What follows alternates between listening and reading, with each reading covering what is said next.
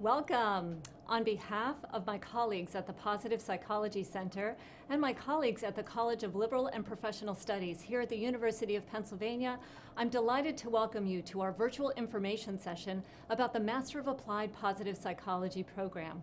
Whether it is morning where you are, perhaps it's afternoon, evening, or maybe even in the wee hours of the night, we're delighted that you have joined us here today, and we are so grateful to you for investing this time. My name is Leona Brandwein. I serve as the Associate Director of Education at the Positive Psychology Center and oversee the Master of Applied Positive Psychology program. I also happen to be an alumna of the program, and I'm delighted to welcome my colleague Laura Taylor with me this evening. Laura, can you introduce yourself? Certainly, Leona. Hi, I'm Laura Taylor. I'm the Managing Coordinator of the Master of Applied Positive Psychology program, and I'm also an alumna.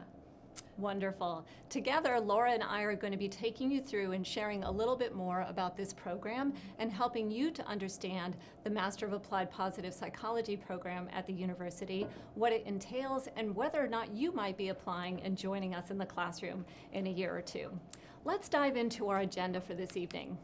So I'd love to cover today we're going to begin with what positive psychology is, and we'll spend some time on a positive psychology overview. From there, then we'll do our deep dive into the MAPP program, and particularly we'll dissect a little bit about our faculty, our students, and our alumni too, so that you can understand what the experience is like at the Master of Applied Positive Psychology program. Right now, we're going to get started with a positive psychology overview.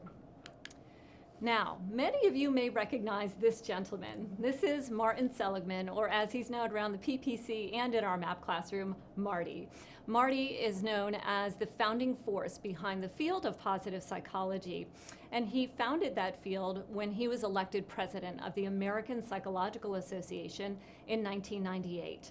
At that time, Marty had two platforms. One was around ethno-political genocide, but his other platform was where he proposed this concept that there was something more to the field of psychology than simply remediating that which was going wrong in life, and that we could somehow amplify and begin to grow the strengths in life that help us all to gain the most out of our lives, to thrive and to flourish.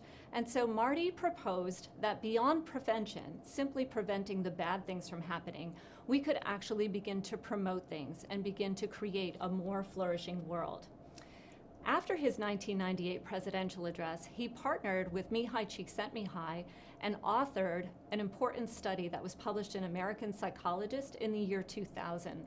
That important article proposed the field of positive psychology, and importantly, he stated that there were things that we could study that would help us to understand what constitutes the good life, including we could think about positive states or experiences that we might have. We could think about positive traits that might help us to grow and flourish in the world, and we also might think about positive institutions that help to create the conditions that enable not only individuals, but groups, families, and communities also to flourish. So Marty had basically proposed this field, and through that actually catalyzed a real shift in the field, particularly in terms of funding. Importantly, hundreds of researchers from around the world had already begun thinking about some of these ideas, but it was really a coalescing moment. And through that sort of focus that was brought as a result of Marty's presidential address in that article, there were international conferences that began to grow in positive psychology, and importantly, a burgeoning literature as the amount of research that began to focus around the better side of life, or as Chris Peterson might say, north of zero, began to be studied more directly and more deeply. There are many professional applications of this research. People often say, well, where does positive psychology apply? And frankly, positive psychology applies anywhere that you can find humans. So we see a lot of interdisciplinary application. We see it in the field of education, we see it in business, the field of coaching, medicine, law, psychotherapy, many of these different areas. And we see that sort of diversity in our MAPP classroom as we have individuals who are coming to us and have really pursued careers in each of these different areas and are now looking to bring the concept of flourishing and well-being into those different areas. As a result of Marty's address, there were, of course, some things that happened here at the University of Pennsylvania. And the first degree program, which was the Penn Master of Applied Positive Psychology program, was launched in 2005. We'll be covering that in a little bit more detail later. Finally, the International Positive Psychology Association was launched in 2007, and many of you are probably already members if you are interested in positive psychology. Through that, too, the Positive Psychology Center was created here at the University of Pennsylvania. And I'm going to go through just a couple of the initiatives that were launched as the field of positive psychology began to flourish. So importantly, there were a number of initiatives that I'm going to detail just with a little bit of detail here today, and particularly because many of these initiatives involved our MAPP alumni, and we're extraordinarily proud of the work that they've done in growing, flourishing, and well-being in the world. The International Positive Education Network, which is a network for teachers around the world to create positive and flourishing classrooms and be able to cultivate flourishing amongst the children that they are teaching, was actually the founding executive director was Emily Larson, who happened to be what we've referred to affectionately as a MAPster, but is a MAPP alumna. The resilience training programs are also administered out of the Positive Psychology Center. Dr. Karen Rivich and Dr. Judy Salzberg-Levick, who are both faculty with our program, have worked on those sorts of large-scale applications in bringing resilience to the military, to professional sports teams, to corporate settings, and to medicine. The positive health and positive neuroscience initiatives were both funding initiatives that help to amplify funding and studies in the field of health and thinking about what are the health assets that actually help to promote people's health and increase their longevity. And the positive neuroscience grants, too, also provided some funding that helped to advance research in those areas.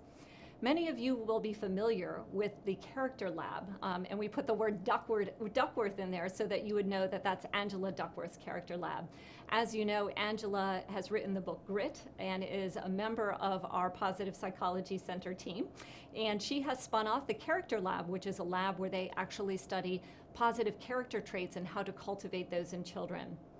The World Wellbeing Project, which is a project that looks at large-scale data applications, especially looking and analyzing data from large resources such as social media and understanding population studies of well-being across several populations, was launched by one of our MAPP alumni, Johannes Eichstadt, who is now at Stanford University.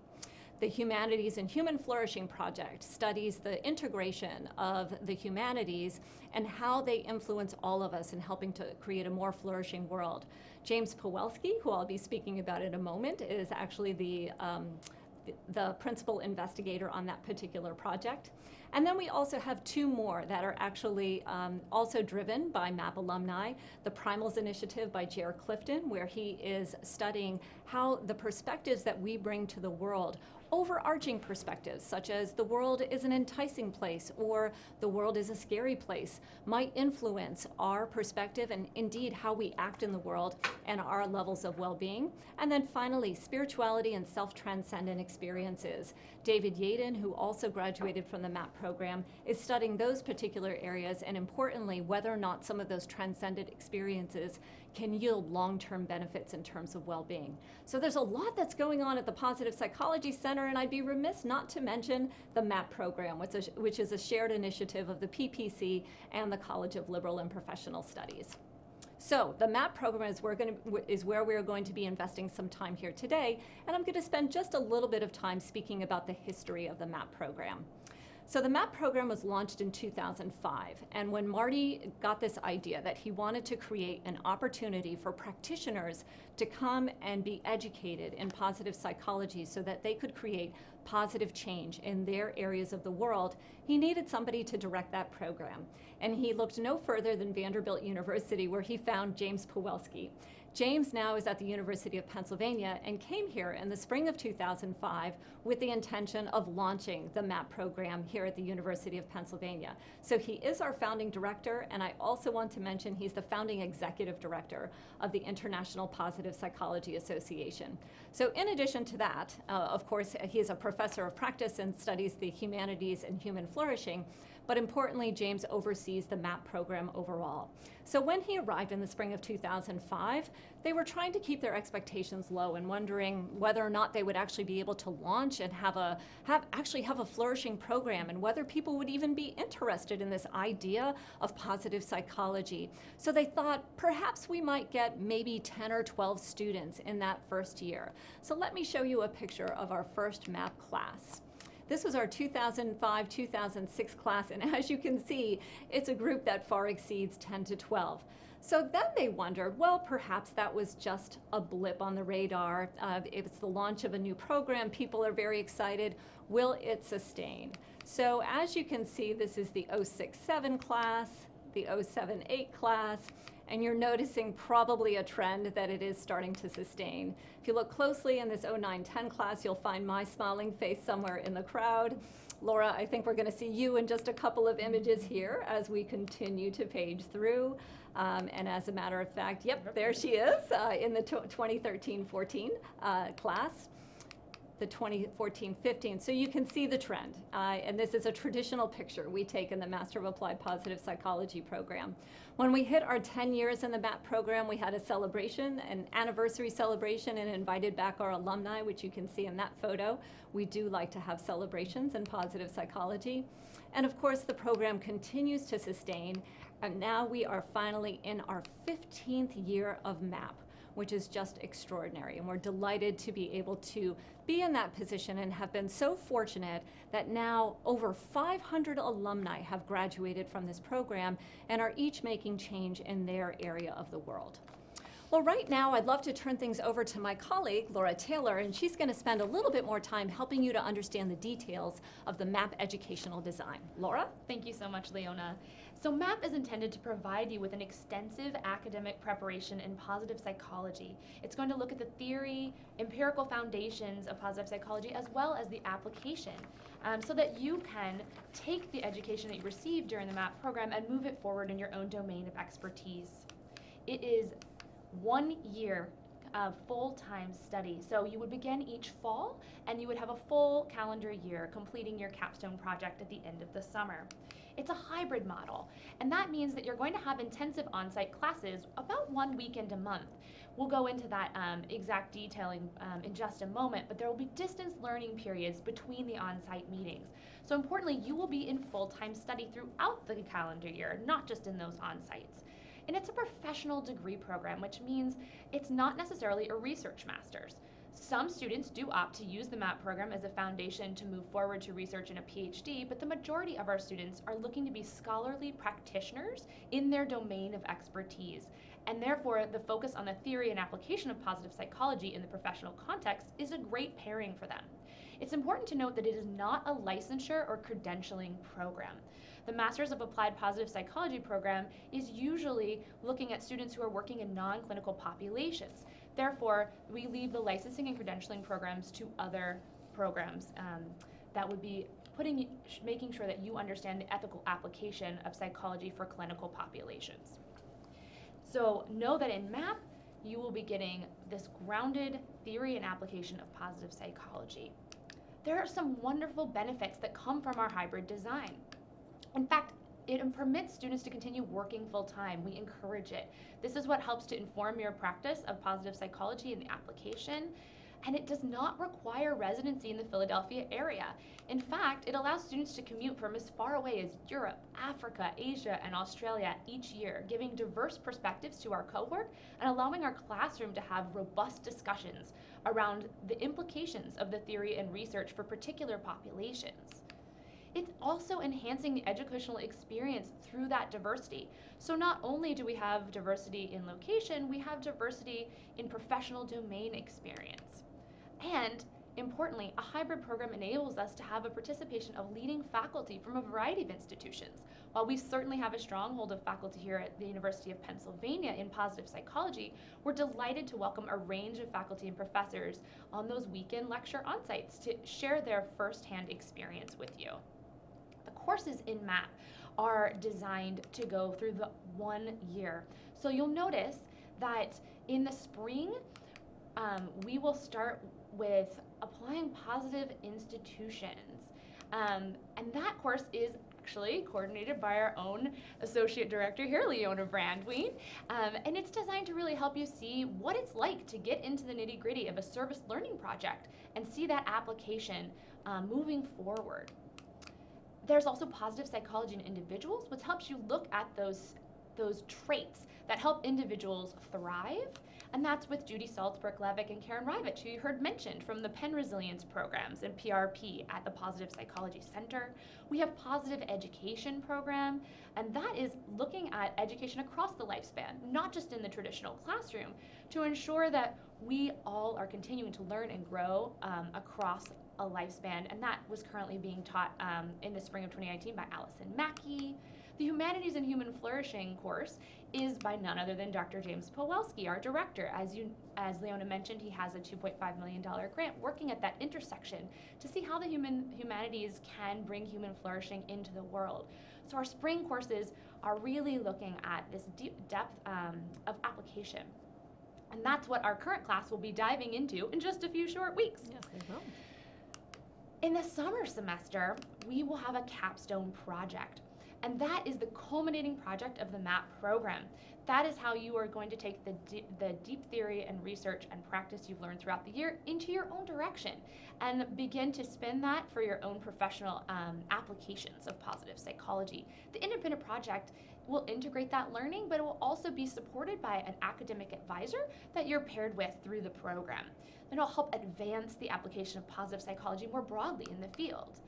And then, of course, the fall semester, when you start MAPP, is the time when you are going to have a deep theoretical backing in the theory of positive psychology. That Introduction to Positive Psychology course is taught by none other than our very own Marty Seligman. It is a wonderful way to be able to hear the basics of positive psychology from the founder of positive psychology. So we hope that you would enjoy that. We have our research methods and evaluation course, which ensures that you know how to be an ethical practitioner in positive psychology, that you know how to look at the research that's coming out and ensure that that application is something that would be appropriate. Are you looking at the right populations? It doesn't require you to be a statistician per se, but an efficacious consumer of that research. And that's currently taught by our own Angela Duckworth. The Foundations of Positive Interventions course is James Pawelski, which is letting us know what are the questions we should be asking before we try to intervene in any population with work around positive psychology. And then, of course, perspectives on well-being. While we have our very own Marty Seligman here in his theory of PERMA, which I'm sure you're all familiar with, there are a lot of other perspectives across the field of positive psychology with a burgeoning literature.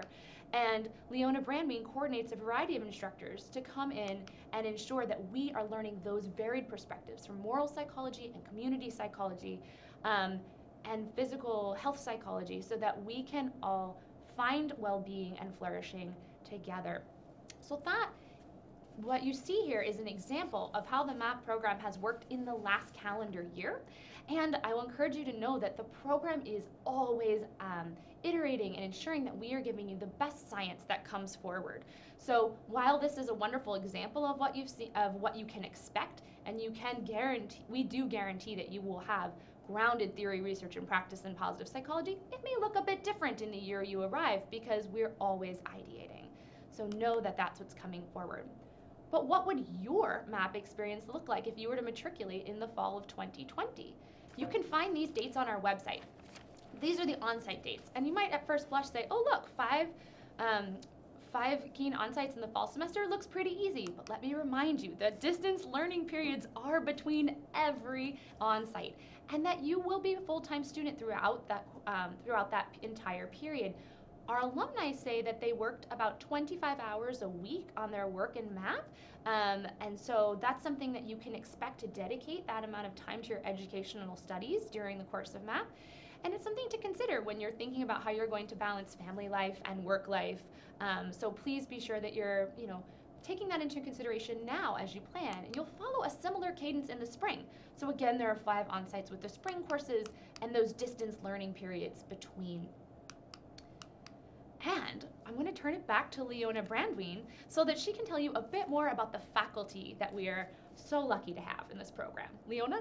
Wonderful. Thank you, Laura. So as we're speaking about faculty, I want to go back to something that Laura mentioned a couple of slides ago when she mentioned our unique hybrid construction in this program. So that means that you are coming together to the University of Pennsylvania along with faculty 10 times per year, 5 on-sites during the fall semester, 5 on-sites during the spring semester, and then you go and you study at home for the distance learning periods with your learning facilitated by instructors and lots of course, reading and homework that goes along with that.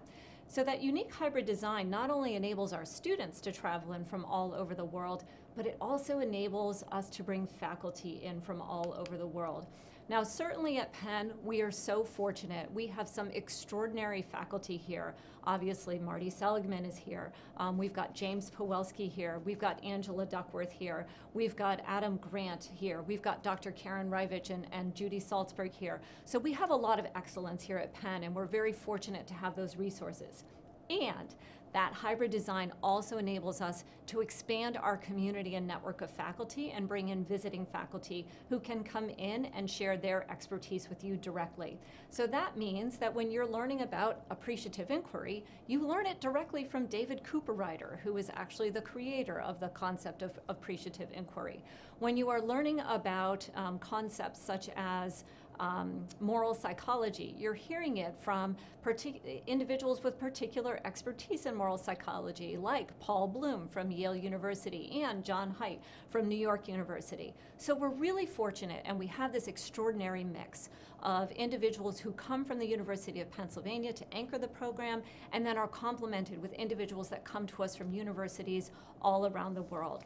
Some of these images that you see in front of you are individuals who have come into our classroom. Obviously, you'll be able to see Marty there in the middle, but I also wanted to point out Barbara Fredrickson comes to us from the University of North Carolina to talk about the role of positive emotion in our ability to flourish. You'll of course notice James is there, Angela is there, Judy and Karen are 2 of our faculty from Penn, and then complemented with many faculty from other universities.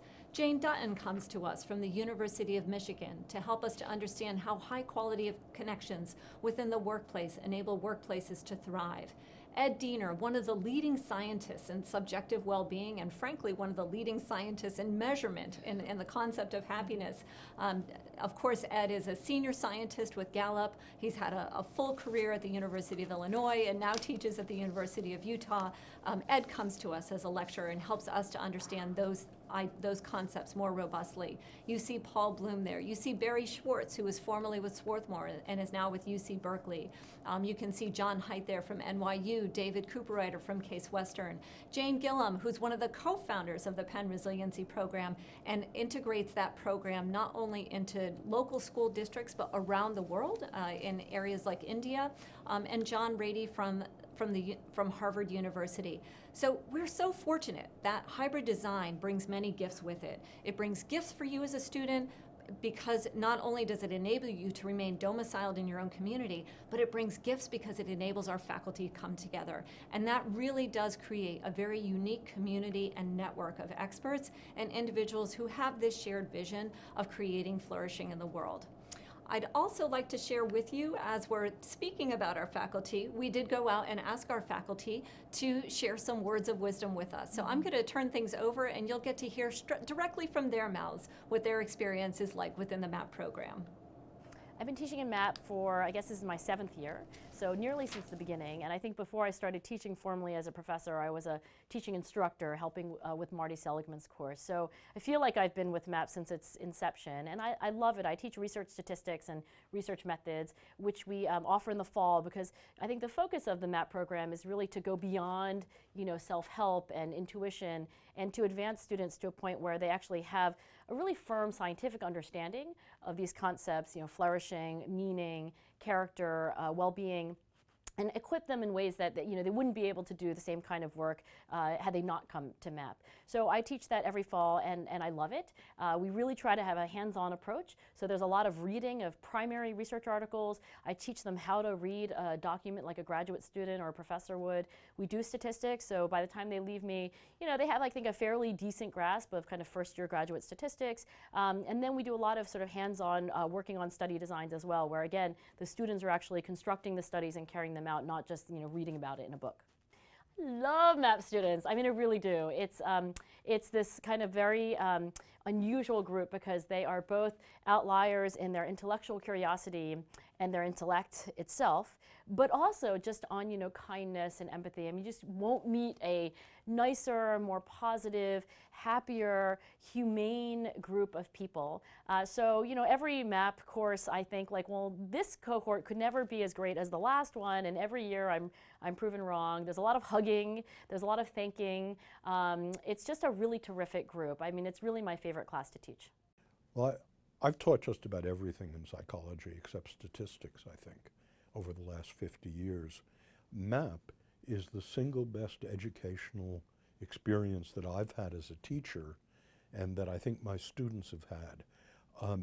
Before MAPP and before positive psychology, when I taught, for example, abnormal psychology, which I did for 25 years, I almost never heard the word life-changing. I hear the word life-changing all the time in positive psychology.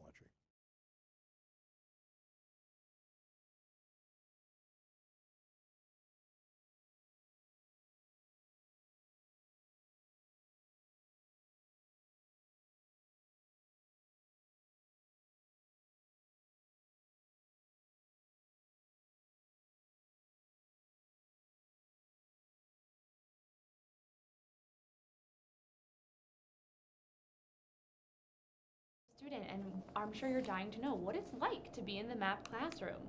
Well, here are a few pictures and images that I'd like for you to take a moment to just soak in. And you'll notice that there's a lot going on here. Some of it's really exciting and lovely, and some of it's deeply engaged. It's not just about positive emotions in positive psychology. In fact, Angela likes to say that confusion is one of the best emotions of education. So you'll notice that there's deep intellectual inquiry happening in this classroom. We have discussions both in large lecture style and small group. There are a variety of experiences that you will notice as you go through. So that's something that you can expect in the classroom. As for student demographics, we've welcomed people right out of their undergraduate work, and we've had people who are in their early 70s graduating from the Masters of Applied Positive Psychology. While we average a mid-career professional, we are really excited about the variety of experiences that can be contributing to our classroom experience.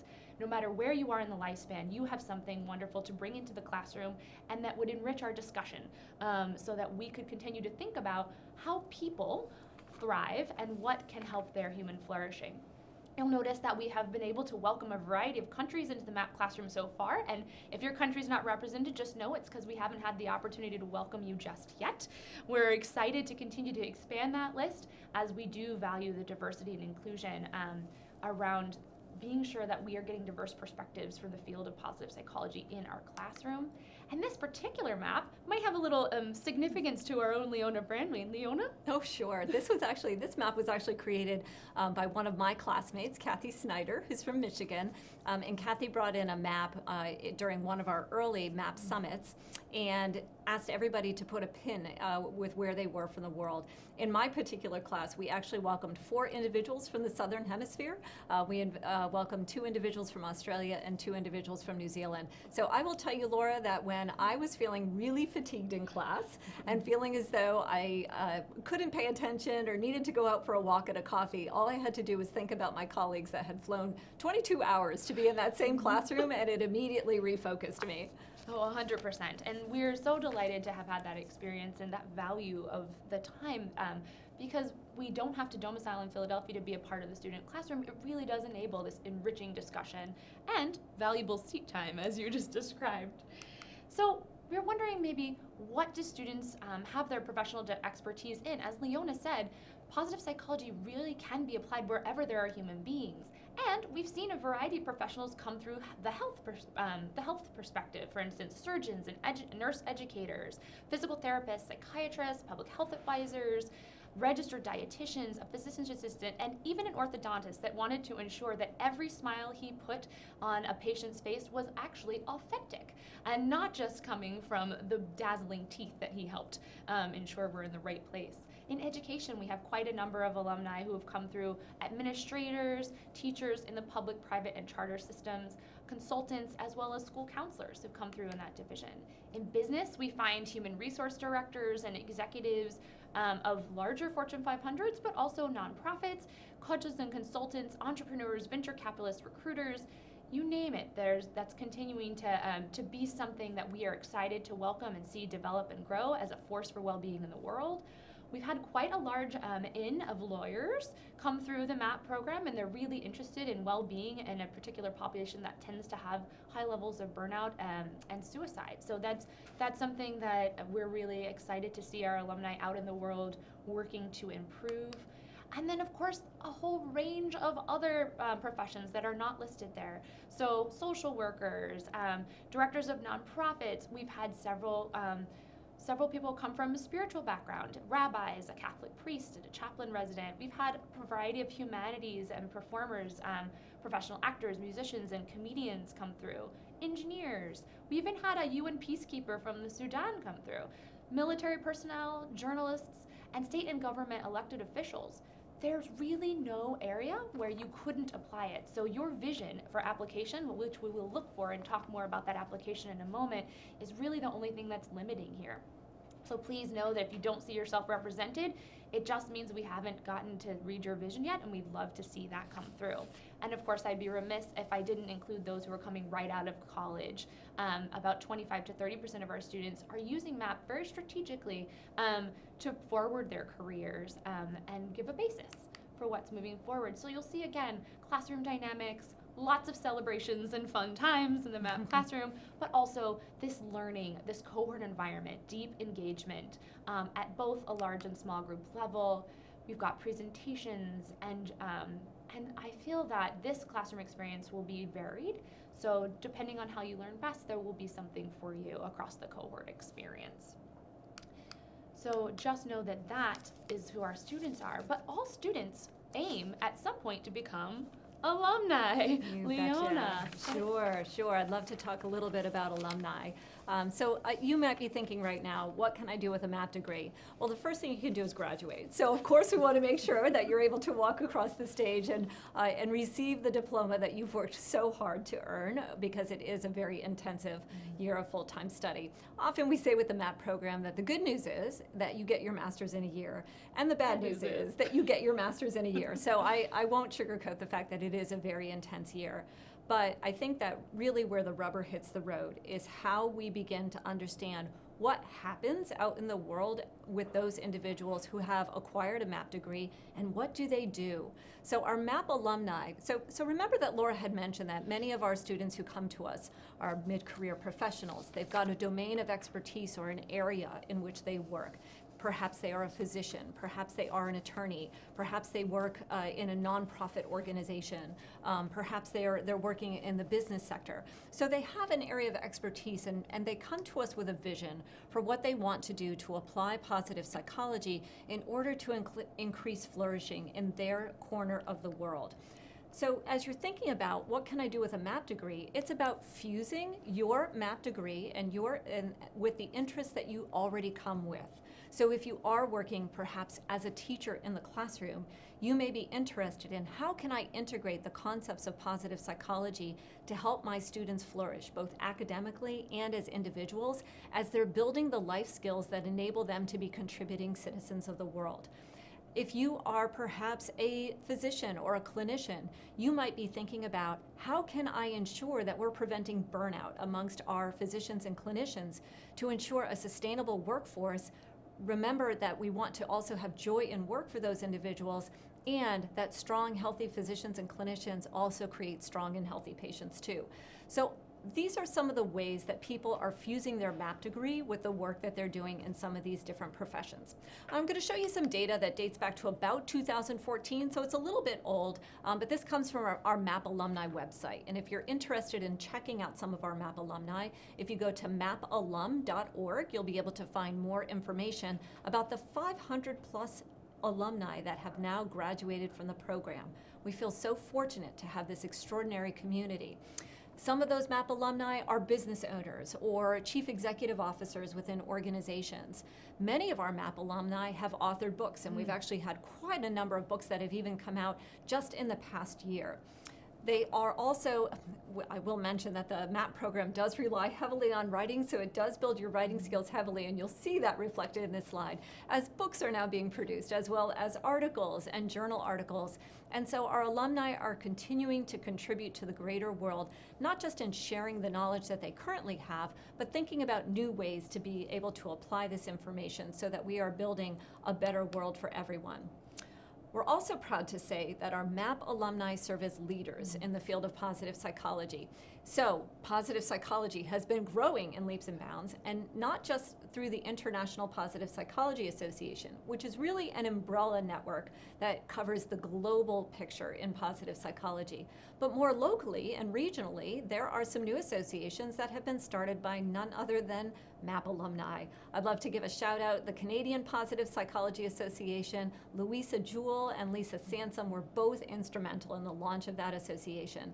The Chinese Positive Psychology Association, Yu Kun Chao, who was one of my classmates, was instrumental in getting that association off the ground.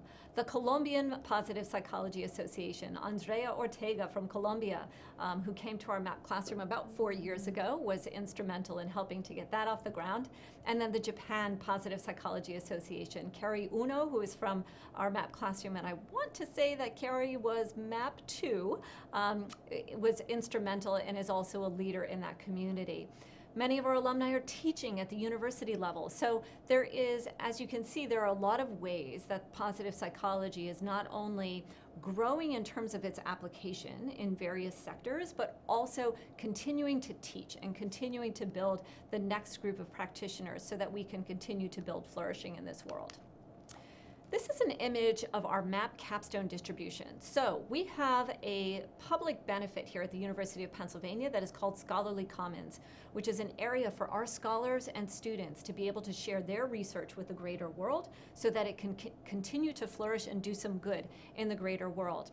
The capstone projects that Laura had referenced, which is a summer project, independent study project here in the master's program, those capstone projects can optionally be loaded onto Scholarly Commons, where then they are free for download from a variety of, from basically anywhere in the world. And here you can see just a quick image of the number of downloads that have occurred with MAPP capstones and service learning projects since the inception of MAPP. So I think that we're well over 250,000 downloads, and you can see them in places all around the world. And perhaps you might have even been one of those downloaders that's tracked on this very map here. And we encourage you, if you have not checked that out, that you can Google Scholarly Commons at the University of Pennsylvania. And then when you're there, you can search for MAPP capstone projects and be exposed to some of the great learning and really insightful takeaways that our MAPP graduates are taking and bringing out into the larger world.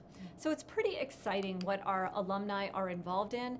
You know, I could probably go through and name a number of alumni that are doing extraordinary work, but perhaps even better would be for you to hear it from one of our alums himself. And so I'm going to turn things over right now to Dan Bowling, who is currently an instructor. He teaches law at Duke University down in North Carolina, and Dan has some words to share with you about his experience within the MAPP program and what he's doing with his degree.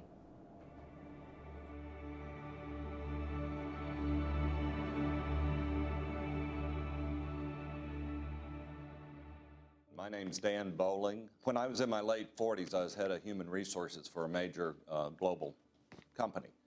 And I thought at the time, I saw parallels between performance at work and traits like optimism, positive affect, things that we now talk about in positive psychology but weren't bandied about there in the early part of this century. Took early retirement from the company when I was 50, applied to MAPP a little bit as a flyer, got in, got my degree. I've been an assistant instructor with Marty since. I've done research through the Positive Psychology Center here, and it really has come to define my life.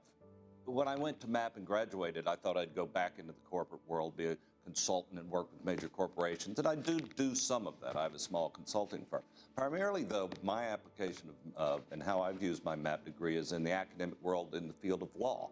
Lawyers in general and are considered to suffer from more psychosocial ills than other similar professional population. I always had interest in the academic world. I'd been teaching some at Duke Law School. I designed and with the support of some key faculty, senior faculty at Duke, have been teaching a course of positive psychology for lawyers for the last 5 or 6 years at Duke Law, and it's happened to become one of the most popular courses there. I don't think that's because of me or my teaching, but it shows there is a demand. For some strange reason, I like going into tough, skeptical audiences and really working hard to convince them that positive psychology is something not just is something that is applicable in all domains.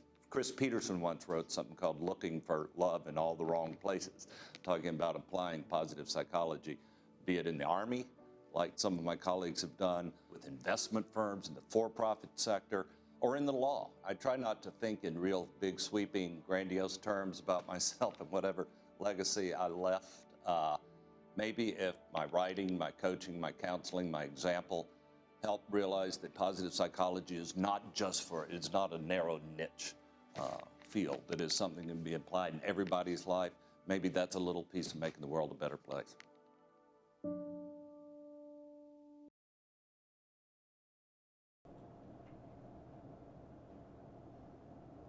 Welcome back. So if you take a look at some of the images that are on the screen right now, these are actually from our MAPP Alumni Summit. Each October, we welcome our alumni back to the University of Pennsylvania campus, and they join our students in scholarly and intellectual discussions around the applications of positive psychology in their particular domains and how they're using their MAPP degrees. Take a look at this picture because perhaps you might imagine yourself in this photo sometime in the future as you're thinking about presenting your work back to your peers within positive psychology and changing your own workplace, changing your own community, changing your own spiritual community, changing the greater world in ways that enable humans to flourish no matter where they might be. So if you are interested perhaps in being featured in that picture in the future, it would be best for us now to speak a little bit about admissions and what it takes to come to the MAPP program. So Laura, I'm going to turn things over to you to chat about admissions. Thanks so much, Leona. So as you probably already know, the application deadline is March 1st of 2020. You may not realize that we are not a rolling admissions program, so all applications will be reviewed in full following the deadline of March 1st. So be sure you get all of your materials in. Now, what does that look like? You can expect to upload a resume, then you can expect to have an essay. The essay, I frequently get questions around, is there a particular format that you want to do? Well, we say that we would like it under 4 pages, and that is important as a maximum of 4-page length so that our admissions committee can read through all of them. However, there is no particular format. So if you're using ideas and language from sources you've read, please do let us know where you're getting them, but you don't need to have an APA-cited paper as part of your admissions essay. And you can answer those questions either in sequence or in a cultivated essay, whatever serves you and your story best. So please lean into your own skills and strengths there. You're going to be asked for 3 letters of recommendation. Again, we're going to look at you both as a potential student in the program and as an agent for change, applying positive psychology in your own domain of expertise. So be sure you're highlighting the skills you might use as a student and the skills you might use as a professional. And then your transcripts. All of them will be needed. That's right, all of them, undergraduate and graduate. So if you took 6 credits at a community college between junior and senior years so that you could have pottery, I don't know, or maybe it was algebra, we want to ensure that we have those too. So please ensure that you're collecting everything now so that you're not having to rush in the last minute. And note that if your transcripts are coming from an international institution outside of the United States, that they'll need to be evaluated in a course-by-course evaluation. You can do that either through educational perspectives and Certifile within the application by choosing that from a drop-down menu there, or you can opt to go through World Education Services. Either of those evaluators will be just fine with our admissions department, but do know that it can take some time, so we encourage you to prepare that early in advance of the deadline. If you are following a bachelor's degree that was earned later than the spring of 2017, so less than 3 years ago, you will be asked to submit a GRE score alongside your application. And if English is not your native language, you will be asked for a TOEFL or IELTS. You can find more details on our website about the when and why about this, but do know that the TOEFL and IELTS score is quite a strict requirement for our program. There's quite a bit of reading and writing involved in a hybrid master's that is condensed within 1 year, and we want to ensure that you can be successful.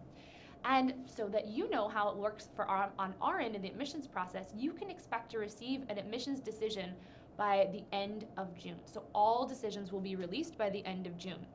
Now, what does that look like in terms of preparation? If you find out at the end of June and you're starting in September, you want to be sure you're prepared if you were to be admitted. So some things to think about. MAPP is an educational commitment. It's also a financial commitment. So you might want to consider that there are some scholarships and financial aid available. The scholarships that we have through the program itself are the Christopher Peterson Memorial Fellowship. You can complete that application on our website. It is due by March 15th alongside a completed and timely MAPP application. So it's a supplementary application that goes with the one that you would submit by March 1st, and you would submit that by the 15th. If you happen to live in Hong Kong, we have a Bei Shen Tang scholarship, so you can find more details on our website there, and if you have any questions, don't hesitate to reach out to us. We also recommend for international students to consider the Fulbright or Rotary programs. Veterans, you should be able to reach out to the office at the University of Pennsylvania. You might be eligible for Yellow Ribbon or other GI Bills. Please ensure that you're going through that. And then, of course, other opportunities for funding. Maybe you have an employer who's willing to subsidize part of your education, or you might be able to find another nonprofit or association that would have an additional scholarship or funding opportunity for you. I know that's how I started to fund part of my MAPP degree. So it was very fruitful to me to look to the association within my domain and then follow from there opportunities for potential scholarships in my own domain of expertise. If you also want to pursue financial aid, we encourage you to complete the FAFSA online. You can do that as early as October. So you're welcome to go in and submit that FAFSA now and in advance of the decision so that everything would be ready for student financial services. Once you were to be admitted into the program, Student Financial Services would ask you to do a registration form, and then they will have a couple of other applications available to you. So if you're not doing a federal loan program, you could also look at the Grad Plus loan programs, which are available for additional funds that might enable travel, books, or additional kinds of resourcing that you may need to be able to complete the program beyond tuition rate. So know that those are available for you if that's something that you are interested in exploring. And we're happy to answer and field any additional questions as a team. But just so you know, the process of admissions is one that we hope where you will be able to bring your best self. We really are looking for skills and strengths. We average 180 applications in a given year, and our MAPP classroom has 48 students this year.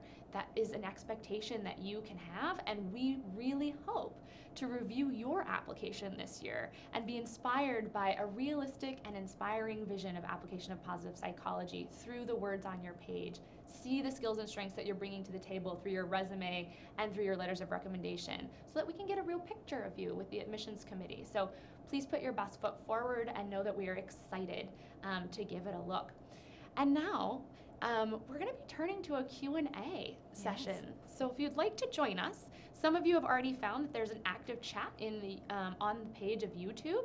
Please feel free to enter some questions there, and we're going to be turning to some of the questions that are already uploaded. Exactly. Wonderful. Okay, so we'll get started right now with a question from Samuel about whether or not the live stream will be uploaded. Yes, Samuel, it absolutely will be uploaded, so you can look forward to that in the future. Let's take a look at a question. I see here one from Michael. Can you share with us what your ideal candidate, what are you looking for in candidates, and who do you feel would do the best with the program? So Laura, I'm going to share that one with you if you don't mind. I have a couple of thoughts that I'd like to share. So clearly we are looking for somebody who is academically prepared. The MAPP degree is a rigorous one, and so we want to make sure that you have the best chances of succeeding in our classroom. So we're looking for strong academic preparation with at least a minimum quantitative background so that you're able to handle some of the coursework within MAPP. Importantly, a number of our students really come to us as mid-career professionals. So we're looking for a body of work behind them professionally, or a domain of expertise that they will be able to fuse their learning in positive psychology and be able to increase flourishing in their own corner of the world.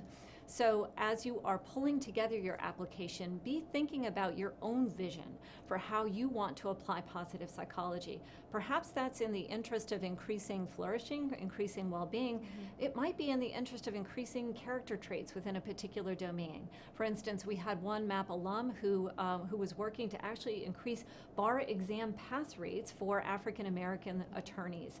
And so he was really looking at how some of the character strengths of resiliency and grit and their explanatory style would help to improve some of those outcomes.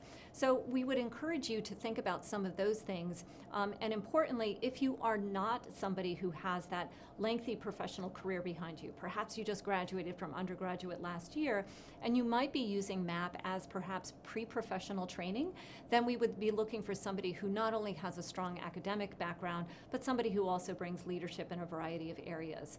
I can use a wonderful example of that, Jordan Feingold, who's one of our MAPP alumna. Jordan is currently in medical school at Sinai in New York, and Jordan came to us in MAPP right after she had graduated from Penn with the intention of using positive psychology as the lens through which she would then begin her work and practice as a physician. Jordan is one of those extraordinary individuals who also happened to be presenting about positive psychology about 6 weeks after she arrived at medical school at Grand Rounds. So your mileage may vary with regard to that, but she certainly is somebody who's a great example of somebody who's MAPP as a pre-professional training. Laura, do you want to add on to that a little bit with what we're looking for in an ideal candidate? Absolutely. I think that she mentioned a bit that we need to have academic preparation, and that can look like we recommend a minimum of 3.0 in your GPA. It's on our website, but no, we are looking at your application holistically. When we're looking for quantitative evaluation, we're going to look in 2 locations. We're going to look on both your resume. Are there any particular quantitative skills in your current role that you might be leveraging? Are you looking at data, perhaps, or budgets? Those are types of things you would want to highlight explicitly in your resume to let us know that you're working with those quantitative skills. And we're going to also look for 3 or more courses on your transcript that would have a grade of B or better in the math or science area. So know that there are 2 locations where you can demonstrate that actively to our committee and show them your academic preparation. But we're also really looking at you as a whole package. So does your vision work with the skills and research and background that you're showing us in the resume? Are you someone who is an educator and is excited to integrate positive psychology in the classroom? Great, you might have the skills and strengths to do that. Or are you a place where you are giving us a resume that doesn't really line up with your vision, right? That would be not as strong an application. So you want to be sure that you're finding alignment and cohesion throughout the entire process. And it gives you a chance to really shine. So I encourage you to think not necessarily about the ideal candidate, but about your strongest self and how that can move forward in your skills and strengths. Because as Leona said, positive psychology really can be applied anywhere there are human beings. And most human beings desire to flourish. In fact, I haven't met one yet who desires to be an ill being. So I would say that is broad ranging for us. So bring your best, bring your skills, bring your vision, and know that there's not one specific way of approaching the application. Wonderful, great. So let's go back to our chat and let's see what other questions that we have here. I see one from Mia who's interested in whether or not we're going to cover some financial aid. So we've covered quite a bit with regard to financial aid, but importantly, I do wish to highlight the Christopher Peterson Memorial Scholarship. That's something that our alumni have come together to create as a result to recognize Chris Peterson, who is actually one of the founding faculty members of our Master of Applied Positive Psychology program. It's an extraordinary opportunity, and that timing, again, is immediately after the application is due. So if you are interested in seeking out that sort of scholarship, please make sure that you're giving that your attention on the website. Absolutely. Okay, so from Juan, we have, is the Resilience Institute founded by MAPP alumni? So the resilience training programs, Juan, are actually an offshoot of the Penn resiliency programs.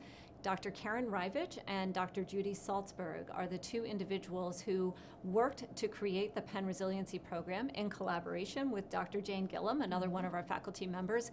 And that Penn Resiliency Program was first applied within schools and educational programs. So they are not alums of the program, but they are faculty within the program.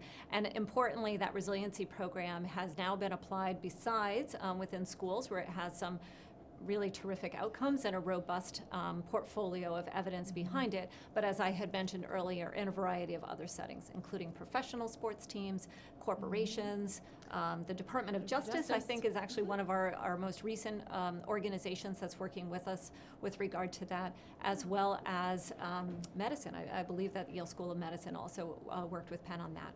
So it is applying resilience skills in a variety of broad domains, not founded by alums, but actually founded by Penn faculty. Correct, and supported by alumni. So there are alumni who work with Karen and Judy in a train-the-trainer model. So supported by Wonderful. alumni at this point. Great. So Yeah. let's go back to our chat and check out our next question. Yes. Laura, do you want to take us to our next one? Sure. From Emily, I'd love to learn about the acceptance rate, number of applicants as well as number accepted. And I'm also curious to learn if any previous attendees have continued on to their PsyD. So I think I spoke briefly about it, but just to reiterate, we average around 180 applications in a given year, and our classroom is right around that 50 mark. So we have 48 students in our classroom this year, and so that is a ratio that you can expect pretty standard in our, be surprised if that deviates in any way. And then curious to learn about previous attendees who continue to their PsyD. So we definitely have some students who have gone on to PhDs in psychology. Do you know of one particular Yes. for PsyD? I actually do. So one of my classmates actually went on and earned her PsyD, and as a matter of fact, I just wrote a letter of recommendation for another one of our alumni that is applying to a PsyD program right now. Great. So yes, we do have a number of alumni that are moving on in that direction. And we have about 5 minutes remaining, so we're going to continue with the chat here. SR, how have graduates applied this degree? So we gave you a few examples as we discussed our alumni, and what I would encourage you to do is really look at those resources that Leona mentioned, mappalum.org, and also Scholarly Commons for the University of Pennsylvania. There are treasure troves of stories for how these degrees are being used, because it is so broad-ranging. Depending on the discipline and area that you're hoping to be inspired by, I would encourage you to kind of search. You can search by location, you can search by topic of interest, and when you do that search, I think you'll come up with something that's hopefully very meaningful and directive to you. Of note, the capstones are required to have a literature review for approximately 30 pages, so it can be a great way of seeing digested research in the field of positive psychology on a particular area of interest. So I encourage you to dive in, look at those, and see not only how they're using their degrees, but what research is supporting that degree use. Yeah, and it really is broad-ranging. I'll just use two quick Yeah. examples, and I don't want to spend too much time here because I know we have some other questions, but I'll just mention Jen Corey. So Jen is working on applying positive psychology to support individuals who are living with chronic disease. And her capstone, that's a direct result of the work that she did on her capstone. I'll mention one of our other alumni presenters, Henry Richardson, who works, he actually owns a number of yoga and Pilates studios and is integrating positive psychology into those experiences to help individuals begin to flourish, even as they're taking care of their bodies from the neck down, also thinking about how they're flourishing from the neck up too. So a lot of different ways, and as Laura had mentioned, mappalum.org is a wonderful resource with regard to that. Somebody else mentioned, Rachel says, any discussion about beginning a PhD program in positive psychology in the near future? We do not offer a PhD in positive psychology here at the University of Pennsylvania, and I am unable to say whether or not we would be doing that at any time in the future. However, I'm going to guess around 5 to 10% of our alumni do go on to pursue a PhD after they graduate from the MAPP program. If you're somebody who's interested in doing that, we would encourage you to think about tailoring your capstone. So you'll need to have an idea about how to do this from the beginning, but tailoring your capstone so it is a research master's in order to give you some good, strong footing as you're applying to some of those PhD programs. Absolutely. And just know that the students who are applying to PhD can express that early. So express that early. If you want to use your capstone project to do a quantitative study of some sort to help support that application process, you can do so, but you need to be able to say that early on, because IRB will be important and waiting in your future if that is the case. Indeed. So, Indeed. So Right. that's something to note. And from Jill, thank you so much for the clarification that that we are not going to be providing a licensure for clinical psychologists. As a physician, does the program teach practice techniques essential to applying positive psychology to patients? So this is such an excellent question, and the answer is yes. So that course, the Positive Psychology as an Individuals course in particular, springs to mind in this spring, because we were looking at what does it look like to take the skills of positive psychology into populations. Now, these are specifically non-clinical populations, but there are absolutely applications you could be using as a physician. Amy O'Sullivan comes to mind as someone who is looking at how to integrate positive psychology and turning mindsets and practice within her own practice with her patients to help them focus on healing and find hope and optimism in that process. Right. And her area of practice is with individuals who have eating disorders.